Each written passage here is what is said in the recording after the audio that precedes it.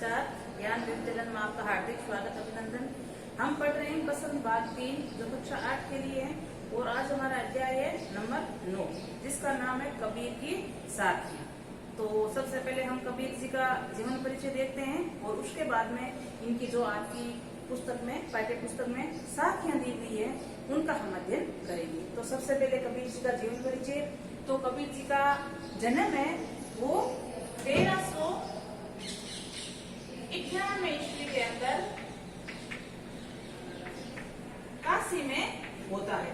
यहाँ बच्चों ध्यान में रखना, कहीं कहीं विक्रम संबंधी भी मिलती है आपको। तो जो सन है, ईस्वी वाले सन है, उस सन में अगर हम 57 जोड़ दें तो विक्रम संवत आ जाती है। तो 1398 में अगर 57 जोड़ दिया जाए तो कितने हो जाएंगे? 1455। वो कौन सी होगी? विक्रम संवत। तो ध्यान में रखना, कहीं 1455 पे लिखे मिलेंगे लेकिन उससे पहले आपको विक्रम संवत लिखी मिलेगी। ये सन है, ठीक है। तो 1398 ईस्वी में जन्म का होता है काशी के अंदर। और इनके हम माता पिता के बारे में जाने तो काफी ऐसी भ्रांतियां हैं इसके जन्म को लेकर। कुछ तो ऐसा कह रहे हैं कि लहरदारा तालाब था, वहां पर एक कमल था, तो कमल के अंदर ये पैदा हुए थे, उस कमल से मतलब पैदा हुए थे। और कुछ का कहना है कि जो ये पैदा करने वाली इनकी जो माँ थी वो एक विधवा स्त्री थी और वो विधवा स्त्री होने के कारण रोग लज्जा के कारण लहरदारा तालाब के पास इनको छोड़ दिया था और वहां पर एक जुला दंपति को ये कबीर जी मिले थे। तो जुला दंपति ने इनका पालन पोषण किया था। तो हम अगर ये माता पिता का नाम लिखना चाहें तो पालन पोषण करने वाले माता पिता का नाम लिख सकते हैं। तो पालन पोषण करने वाले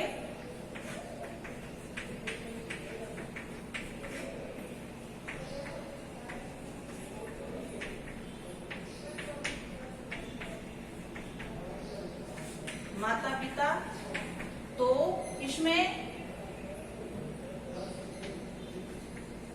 निम्मा एवं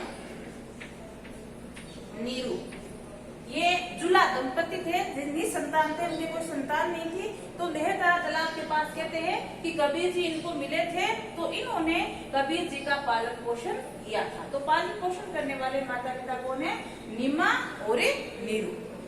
और ये भी बात की जाती है, कोई इनको मुस्लिम मानते हैं, कोई हिंदू मानते हैं। तो इनकी जब मृत्यु होती है तो दाह संस्कार के समय भी इसमें कई कठिनाइयां आई थी, ऐसी बातें बताई जाती है। अब हम इसकी पत्नी का नाम देखें कबीर जी का।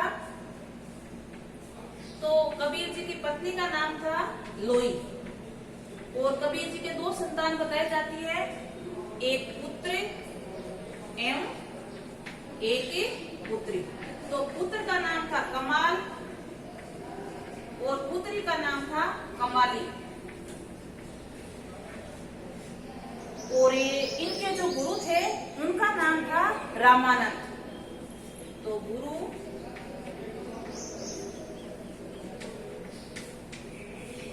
रामानंद जी हैं और इनके जो मुख्य शिष्य हैं उनका नाम है धर्मदास।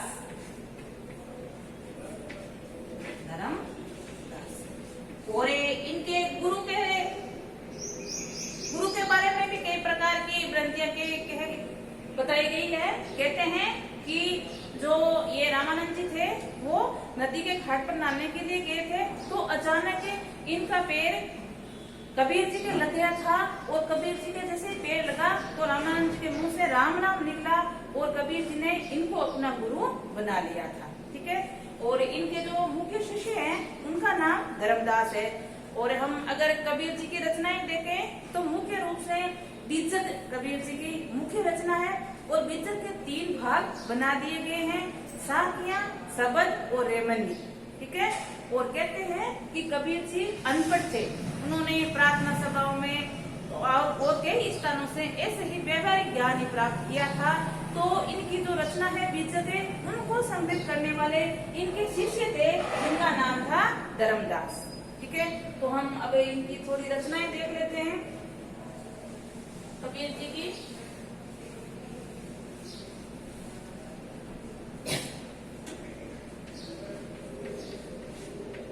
रचना में बीजक है उनके, और बीजक के 3 भाग बना दिए गए हैं, जिनको भागों को हम पढ़ते हैं। जैसे आज हम आपकी पढ़ेंगे साखियां, शब्द, और 3 नंबर पर है रेमनी। ये 3 भाग मुख्य रूप से बीजक के बना दिए गए, ठीक है। और हम अब कबीर जी का निधन देखें, मृत्यु देखें, तो कबीर जी की मृत्यु 1518 ईस्वी के अंदर मगहर में हो जाती है। ये भी इनकी एक मुख्य पीछे घटना है। मगहर वाली भी कहते हैं कि उस समय ये कहा जाता था कि जो काशी में जन्म लेता है और काशी में ही उनकी मृत्यु होती है तो स्वर्ग को प्राप्त होते हैं। इसलिए इस भ्रांति को दूर करने के लिए या ऐसे आडम्बरों को नहीं मानते थे कबीर जी, इसलिए कबीर जी ने मगहर में जाकर अपने प्राण त्यागे, जो काशी के पास में ही पड़ता है ये स्थान मगहर। और ये कहते हैं कि कबीर जी के जब मृत्यु हो जाती है तो दाह संस्कार को लेकर विवाद हो गया था। हिंदू बोल रहे थे कि हम हिंदू रीति रिवाज से उनका दाह संस्कार करेंगे, लेकिन मुस्लिम ने बोला कि मुस्लिम समुदाय के थे तो हम अपने हिसाब से या अपने रीति रिवाज से उनका दाह संस्कार करेंगे। तो कहते हैं कि जैसे ही उनकी जो डेड बॉडी पड़ी थी उसको चद्दर रखी हुई थी, चद्दर को हटाया गया तो वहाँ फूलों का ढेर मिला। तो आधे फूल हिंदुओं ने ले लिए और आधे फूल मुस्लिम ने, और तो इस प्रकार इनका दाह संस्कार दोनों विधियों या दोनों रीतियों द्वारा हुआ गया है, ये कहा जाता है। तो ये था आपके कबीर जी का जीवन परिचय। अब हम जो आपके पाठ में दे रखी है कबीर जी की साखियां, जो कक्षा 8 के लिए है, हमने कक्षा 9 की साखियां भी पढ़ी थी, और ये कक्षा 8 के लिए और अध्याय नंबर है 9। इसमें आपको मुख्य रूप से 5 साखियां दी गई है। तो पहले मैं आप साखियों को पढ़कर भावार्थ बताऊंगी, बाद में इसके प्रश्न उत्तर। तो पहली साखी है आपके, जाति ने पूछो साध की पूछ लीजिए ज्ञान, मोल करो तरवार का बड़ा रहने दो म्यान। इसमें कबीर जी ने बहुत अच्छी बात बताई है। कहते हैं कि मनुष्य को जाति धर्म लिंग के आधार पर न पहचान कर उसके ज्ञान के आधार पर पहचानना चाहिए। और इसका उदाहरण क्या देकर बताया है, तलवार का। कहते हैं कि जब हम तलवार को खरीदने के लिए जाते हैं तो तलवार और तलवार की धार को देखकर खरीदते हैं, न कि म्यान को। म्यान क्या होती है, तलवार का रखने का कोष या कवर बोल सकते हो आप, ठीक है। तो कबीर जी ये उदाहरण देकर बता रहे हैं कि मनुष्य की पहचान हम जाति लिंग धर्म के आधार पर न करके किसके आधार पर करनी चाहिए, उसके ज्ञान के आधार पर करनी चाहिए, उसके गुण के आधार पर करनी चाहिए। इसी प्रकार उदाहरण देकर बताया है कि तलवार का हम जब खरीदने जाते हैं तो मोल करो तलवार का पड़ा रहने दो म्यान। म्यान की कीमत न देकर हम तलवार को देखकर उसकी कीमत देते हैं, या तलवार की धार को देखकर तलवार को खरीदते हैं। ये थी आपकी प्रथम साखी। सेकंड है, आवत गारी एक है उल्टत होय अनेक, के कबीर नहीं उलटिए तो वही एक की एक। इसमें बहुत अच्छी बात बताई है। आवत गारी, गारी मतलब गाली या अपशब्द। तो कहते हैं कि जब कोई किसी मनुष्य को गाली देता है तो वो एक ही होती है। उल्टत होय अनेक, अगर हम पलट कर वापिस उसको जवाब दें तो वो कई गालियों में, अनेक गालियों में बदल जाती है। इसलिए कबीर जी कह रहे हैं, कहे कबीर नहीं उलटिए। कबीर जी कहते हैं कि अगर हम पलट कर जवाब उसको ना दे तो वो गाली एक की एक ही रह जाती है। कहने का तात्पर्य है, अगर कोई व्यक्ति नीच कार्य कर रहा है या कुछ कार्य कर रहा है जो शोभायान नहीं है, तो अगर वो कर रहा है तो ऐसा नहीं कि हम भी सामने वैसा ही कार्य करें। अगर हम भी सामने वैसा ही कार्य करेंगे तो उसमें और आप में क्या अंतर रह जाएगा। तो इसलिए कबीर जी ये बात बहुत अच्छी बताई है कि आवत गारी एक है उल्टत होय अनेक, कहे कबीर नहीं उलटिए वही एक की एक। तो कबीर जी कह रहे हैं जब कोई मनुष्य किसी को गाली देता है तो एक होती है, अगर सामने हम उसको पलट कर जवाब दें तो वो अनेक में बदल जाती है, या यह कह सकते हैं झगड़ा बढ़ सकता है, विवाद बढ़ सकता है। तो कबीर जी कह रहे हैं कि अगर हम उसको नहीं उल्टे, कहने का तात्पर्य हम उसको वापिस से उसी शब्दों में जवाब ना दें तो वो एक ही रह जाती है। कहने का तात्पर्य वो विवाद नहीं बढ़ेगा, वही समाप्त हो जाएगा। आपकी ये सेकंड थी। थर्ड देखते हैं हम, मारना तो कर्म किए जीव मनुआ तो दऊ दिशा फिरे, ये तो शुद्ध ने नहीं। या तो कबीर जी बहुत अच्छी बात बताइए, आडंबर जो ईश्वर की भक्ति रूपी दिखावा है उसकी बात बताइए कि माला कर में फिरे, मतलब हाथ से फेरी जाती है। माला तो कर में फिरे, जीभ फिरे मुख माई। माला को हम हाथ के द्वारा ऐसे फेरते हैं, और अगर हम ईश्वर का उच्चारण कर रहे हैं तो जीभ से करते हैं, जो मुख के अंदर अंदर घूम रही है या अंदर अंदर वो उच्चारण कर रही है। मन हुआ तो दौड़ से फिरे, हम ईश्वर भक्ति तो करने लगे हैं, लेकिन जो हमारा मन है वो दसों दिशाओं में भटकता रहता है। तो कबीर जी कहते हैं कि ऐसी भक्ति या ऐसा ईश्वर का स्मरण, सुमिरन मतलब स्मरण करना, याद करना, केवल मात्र दिखावा है या आडंबर है। इस प्रकार की भक्ति सच्ची भक्ति नहीं बताई गई है। ठीक है, तो ये आपकी तीसरी थी कि माला है वो हाथ से फेंकर का मतलब यहाँ हाथ है। ठीक है, तो माला हाथ से फेरी जाती है और ईश्वर को हम याद मुंह से करते हैं, मतलब जीभ के द्वारा उसको याद करते हैं। अगर हम ईश्वर भक्ति में कर रहे हैं, सच्ची ईश्वर भक्ति कर रहे हैं, तो हमें एकाचित होकर करनी चाहिए। ये नहीं कि हमारा मन दसों दिशाओं में भटक रहा है और हम माला लिए उसको ऐसे घुमा रहे, तो वो भक्ति क्या है, सच्ची भक्ति नहीं बताएंगे।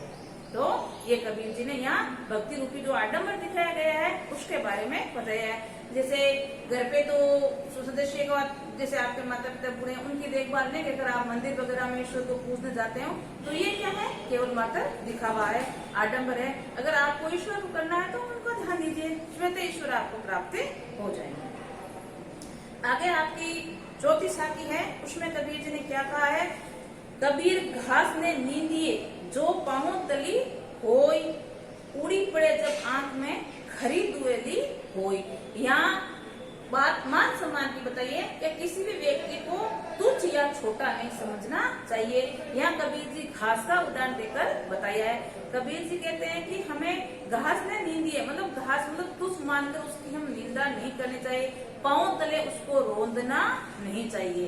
क्योंकि अगर उसी घास का एक छोटा सा तिनका उड़ी पड़े जब आंख में खरी दुहेली हो, उसी घास का एक छोटा सा तिनका अगर हमारी आंख में गिर जाए तो हमारे लिए वो कष्टदायी हो सकता है, दुखदायी हो सकता है। इसीलिए कबीर जी ने इस दोहे के माध्यम से हमें ये बताना चाहा है कि किसी भी व्यक्ति को छोटा या तुच्छ नहीं समझना चाहिए। पता नहीं कौन सा व्यक्ति कब काम में आ जाए। तो यहाँ मान सम्मान की और छोटा बड़ा का जो अंतर है उसकी बातें बताई गई है, और उदाहरण आपके घास का दिया गया है कि घास को हम पाँव तले रोंदते जाते हैं, अगर उसी घास का छोटा सा तिनका हमारी आंख में पड़ जाए तो वो बड़ा हमारे लिए दुखदायी या कष्टदायी हो सकता है। ये आपकी नंबर 4 की थी। 5वीं साखी आपकी है, जग में बेरी कोई नहीं जो मन शीतल होय, या आपा को डारी दे दया करे सब कोई। इसमें कबीर जी ने कहा है, जग का मतलब संसार, संसार में वेरी मतलब दुश्मन, आपका कोई दुश्मन नहीं हो सकता अगर आपका मन शीतल है, आपकी जो वाणी है वो दूसरों को प्रिय लगने वाली है। इस प्रकार का आपका अगर व्यवहार है तो आपका इस संसार में कोई दुश्मन नहीं हो सकता। या आपा को डारी दे दया करे सब कोई, आपका मतलब यहाँ अहंकार से है, घमंड से है, तो के आप अपना अगर घमंड जाकर दूसरों के प्रति दया करते हो तो इस संसार में आपको सभी मान सम्मान दृष्टि से देखें।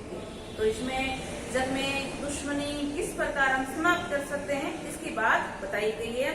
तो कबीर जी कह रहे हैं कि अगर आपकी वाणी में मधुरता है, दूसरों को सुनने में प्रिय लगती है, ऐसी है, तो इस संसार में आपका कोई दुश्मन नहीं हो सकता। और आप अपने घमंड को त्याग कर सबके साथ अगर दयापूर्ण व्यवहार करते हो तो आपका इस जग में सभी प्रिय रहेंगे या आपका इस जग में कोई दुश्मन नहीं रहेगा। तो ये तो थी आपकी 5 साखियां।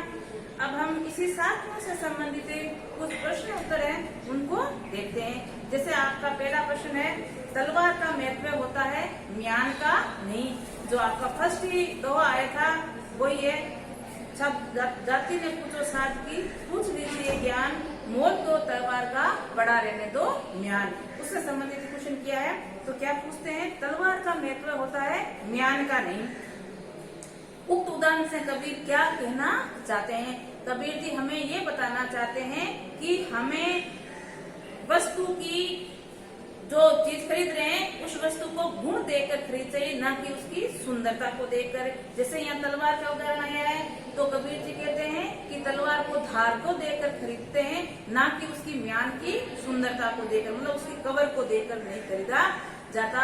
इसी प्रकार कबीर जी यहाँ उदाहरण दिया है कि मनुष्य की जाति धर्म लिंग के आधार पर न जानकर उसके गुणों के आधार पर जानना चाहिए, उसके जो कर्म है उनके आधार पर उनको पहचानना चाहिए। ठीक है, अगला क्वेश्चन है आपका, पाठ की तीसरी साखी जिसमें एक पंक्ति में मनुआ तो दो दिशे फिरे तो सिमरन नहीं, इसके द्वारा कबीर जी क्या कहना चाहते हैं? इसमें कबीर जी भक्ति की बात बताई है कि अगर हम ईश्वर की सच्ची भक्ति कर रहे हैं तो हमारा मन प्रत्येक दिशा में नहीं घूमना चाहिए। अगर हमारा मन, हम ईश्वर को याद कर रहे हैं और हमारा मन हुआ तो दो दिशा विरम, मतलब हमारा मन तो दसों दिशाओं में भटकता रहता है, तो ये सुमरन नहीं, तो ये सच्ची भक्ति नहीं है, या ये सच्चा ईश्वर को याद करना नहीं है। इसमें कबीर जी हमें ये बताना चाहते हैं। इसी में आपका तीसरा क्वेश्चन है, कबीर घास की निंदा करने से क्यों मना करते हैं? पढ़े हुए दोहे के आधार पर बताइए। अभी आपके जो थर्ड दोहा आया था वही है ये, मतलब चौथा आया था, कबीर घास ने निंदिए जो पाँव तली हो, उड़े पड़े जा आंख में खरी दुवेली होई। तो इसमें कबीर जी क्या कहते हैं कि किसी भी व्यक्ति को तुच्छ नहीं समझना चाहिए, छोटा नहीं समझना चाहिए। इसमें घास का उदाहरण देकर बताया कि घास को हम पाँव तले रोदते हैं, अगर उसी घास का एक छोटा सा तिनका हमारी आंख में गिर जाए तो हमारे लिए बड़ा कष्टदायी हो सकता है, दुखदायी हो सकता है। तो कबीर जी हमें घास के प्रति कैसी बात बताई है? तुच्छ ना समझे। इसमें आपके एक क्वेश्चन और आया है चौथा, देखो 4 नंबर का, तो इसमें क्या पूछना चाहते हैं?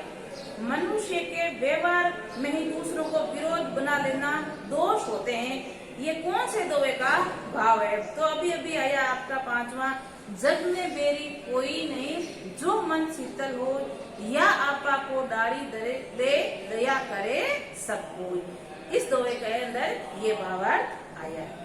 तो आज हमने जो आपके अध्याय नंबर 9 था कबीर की साखियां, तो जो 5 आपकी साखियां दे रखी है उसका हमने अध्ययन किया, और साथ में कबीर जी का जीवन परिचय भी देखा, और साथ में प्रश्नोत्तर भी किए। तो आज के लिए इतना ही, नमस्कार।